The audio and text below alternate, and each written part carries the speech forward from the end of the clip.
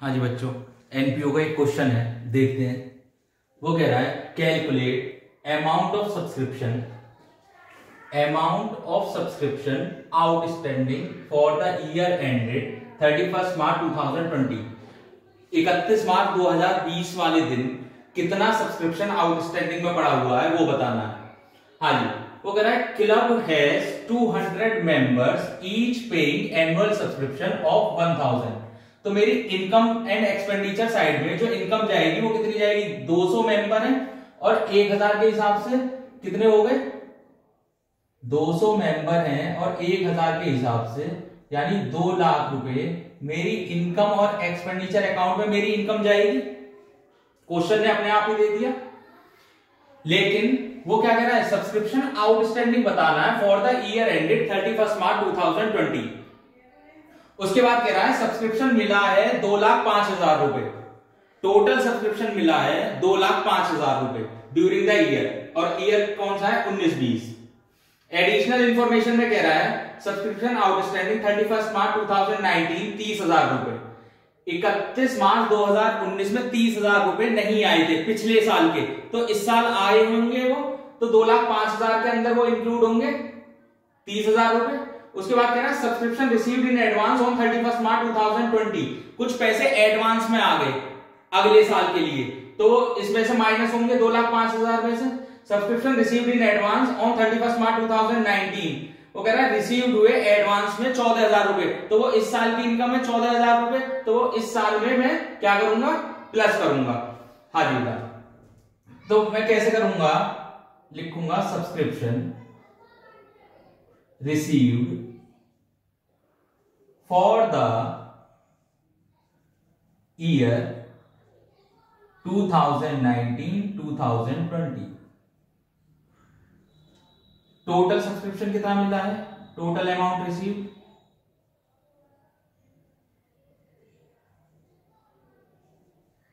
वो हुई है 2,05,000 रुपए।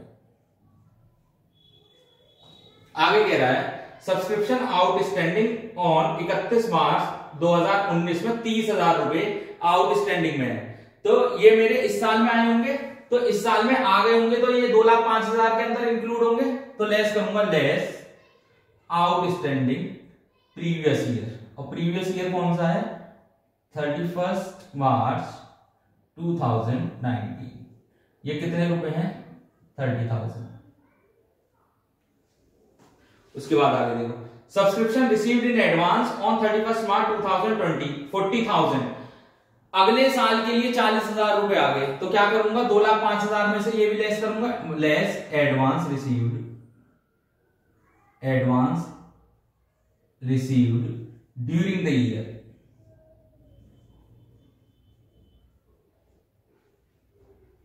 वो कितना है, 40,000 रुपए। आगे देखो subscription received in advance on 31 मार्च 2019। पिछले साल एडवांस आ गया था, तो इस साल की मेरी इनकम है, तो प्लस करूंगा मैं इसको, plus subscription received in advance in previous year. हाँ जी, प्रीवियस ईयर ये ऐड करूंगा 14,000, तो कितना आया ये मेरा, ऐसी सब्सक्रिप्शन जो मेरे इस साल की होनी चाहिए थी वो आ जाएगी। 2,05,000 मेरे पास टोटल आई, माइनस करूंगा 30,000 रुपए और 40,000 रुपए भी माइनस करूंगा और प्लस करूंगा 14,000 रुपए, तो टोटल आया ये मेरे पास 1,49,000।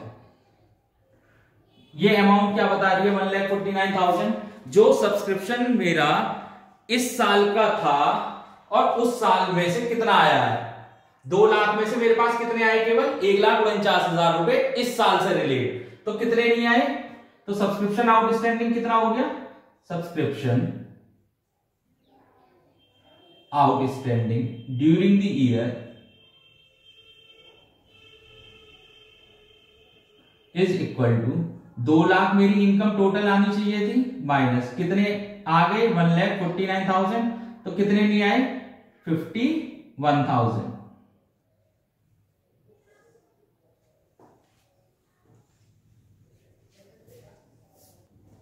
हाँ जी बच्चों, अब इस क्वेश्चन को किसी और प्रकार से करके देखते हैं। एक बनाते हैं सब्सक्रिप्शन अकाउंट।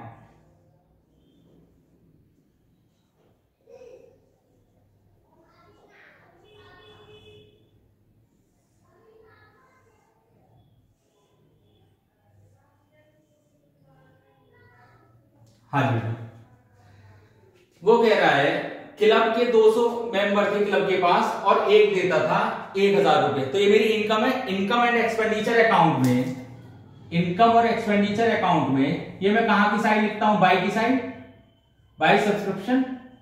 तो जब ये बाय सब्सक्रिप्शन ये यहां जा रहा है तो इनकम और एक्सपेंडिचर सब्सक्रिप्शन अकाउंट जब मैं बनाऊंगा तो ये कहां जाएगा?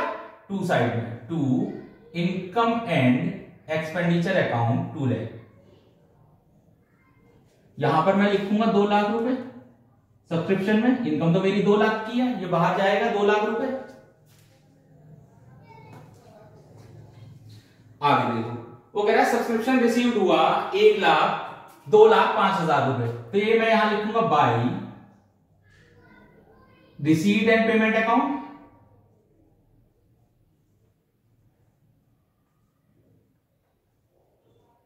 कितने? 2,05,000 रुपए। जब भी तो ये डेबिट में जाएगा रिसीट एंड पेमेंट अकाउंट के।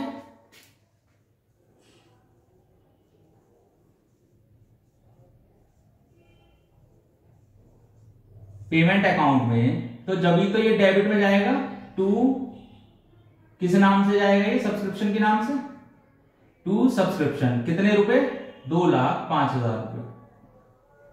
तो सब्सक्रिप्शन नाम आया, सब्सक्रिप्शन अकाउंट बना रहा हूं तो इस हिसाब से लिखूंगा।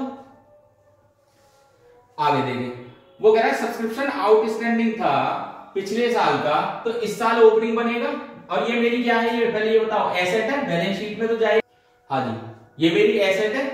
ये क्या है? रिसीव्ड हुआ है एडवांस में, तो ये आउटस्टैंडिंग है, ये मेरा, सॉरी ये एडवांस है, तो ये क्या है? मेरी लायबिलिटी। और रिसीव्ड हुआ है एडवांस में, ये भी क्या है? मेरी लायबिलिटी। हाँ जी, एसेट के कैसे बैलेंस होते हैं? डेबिट बैलेंस, तो मैं यहां लिखूंगा टू बैलेंस बीडी 30,000 रुपए। उसके बाद कह रहा है सब्सक्रिप्शन रिसीव्ड इन एडवांस मेरा क्लोजिंग में पड़ा हुआ है 40,000 रुपए।